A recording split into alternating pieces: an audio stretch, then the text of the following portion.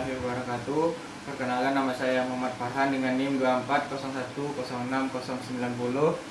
Di sini saya akan menjelaskan tentang hak asasi manusia pada penanganan pasien dengan perbedaan status sosial sebagai narapidana dalam pre-anestesi serta sikap penataan anestesi. Itu latar belakang hak asasi manusia adalah merupakan hak dasar yang dimiliki oleh setiap individu sejak lahir dan melekat tanpa pemandangan status sosial, ekonomi, ras, dan agama ataupun latar belakang hukum seseorang. Dalam konteks pelayanan kesehatan, HAM menuntut agar setiap pasien memperoleh pelayanan yang adil, bermartabat, dan manusiawi. Salah satu bentuk tantangan penerapan HAM di bidang kesehatan muncul ketika tenaga kesehatan menghadapi pasien yang berstatus narapidana. Narapidana sebagai individu yang sedang menjalani hukuman pidana tetap memiliki hak untuk memperoleh pelayanan kesehatan yang layak dan sesuai dengan amanat Undang-Undang Nomor 39 tahun 1999 tentang hak asasi manusia dan Undang-Undang Nomor 12 tahun 1995 tentang permasyarakatan. Kemudian pengertian hak asasi manusia.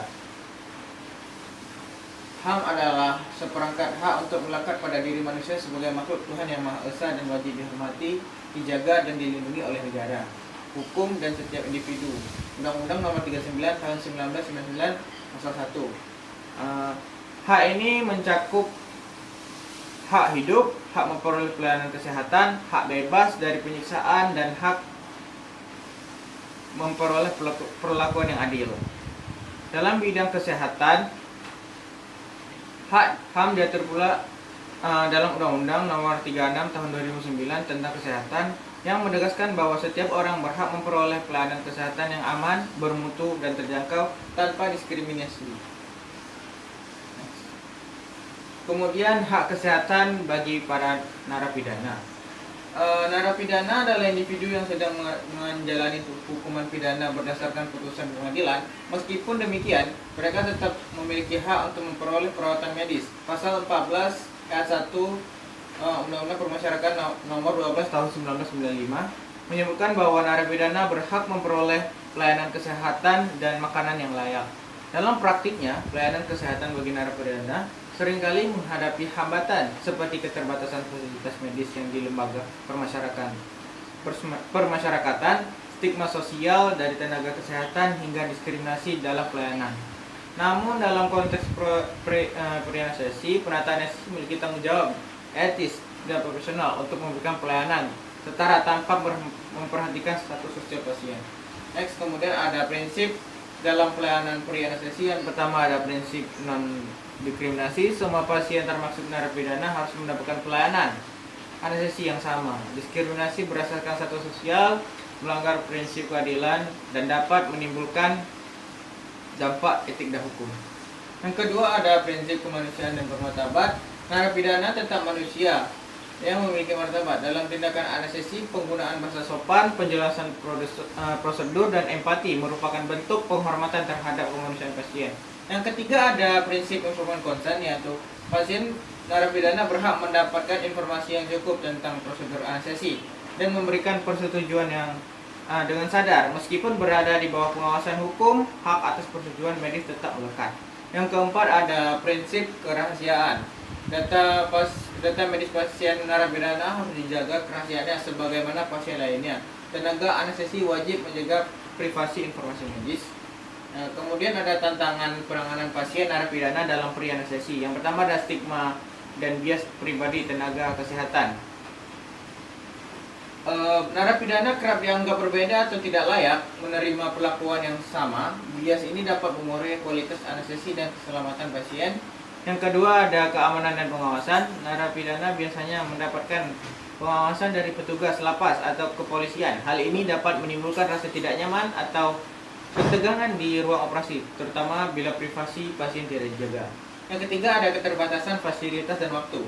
Di rumah sakit pemerintah, terutama jika ada pasien narapidana yang membutuhkan anestesi mendadak, keterbatasan alat dan ruang dapat mengurangi pelayanan. Yang keempat ada etika profesional. Penata anestesi harus menjaga integritas profesinya, memberikan pelayanan terbaik tanpa melihat latar belakang hukum pasien. Kemudian ada sikap penata anestesi terhadap pasien narapidana. Yang pertama ada empati dan kemanusiaan. Penata anestesi harus memahami bahwa setiap pasien termasuk narapidana mengalami kecemasan menjelang tindakan operasi. Dengan empati, tenaga anestesi dapat menciptakan rasa aman dan menumbuhkan kepercayaan terhadap tim medis. Yang kedua ada profesionalisme. Profesionalisme ditunjukkan melalui kompetisi klinis, komunikasi terapeutik, dan kepatuhan terhadap standar pelayanan anestesi. Yang ketiga ada netralitas dan keadilan. Dalam menghadapi pasien narapidana, penata anestesi harus bersikap netral, tidak menghakimi, dan menggunakan prinsip keadilan sosial sebagaimana diamanatkan oleh Pancasila Undang-Undang 1945 Pasal 2 Ayat 1 yang menyatakan setiap orang berhak atas pelayanan kesehatan. Yang keempat ada menjaga kerahasiaan dan privasi. Meski di bawah pengawasan aparat, penata anestesi wajib menjaga kerahasiaan medis pasien. Hanya informasi yang relevan dan keselamatan tindakan yang digunakan dan dibagikan kepada pihak keamanan. Kemudian ada bisa dilihat dengan mapnya. Hak asasi manusia yaitu ada penanganan pasien, narapidana, peri anestesi, kemudian ada etikanya, empati, dan profesionalisme. Yaitu kemudian ada prinsip dasar HAM-nya itu ada non diskriminasi dan kemanusiaan dan keadilan. Kemudian kesimpulannya, hak asasi manusia merupakan dasar moral dan hukum dalam setiap pelayanan kesehatan. Dalam penanganan pasien narapidana, prinsip non-diskriminasi, kemanusiaan, privasi, dan keadilan harus tetap ditegakkan.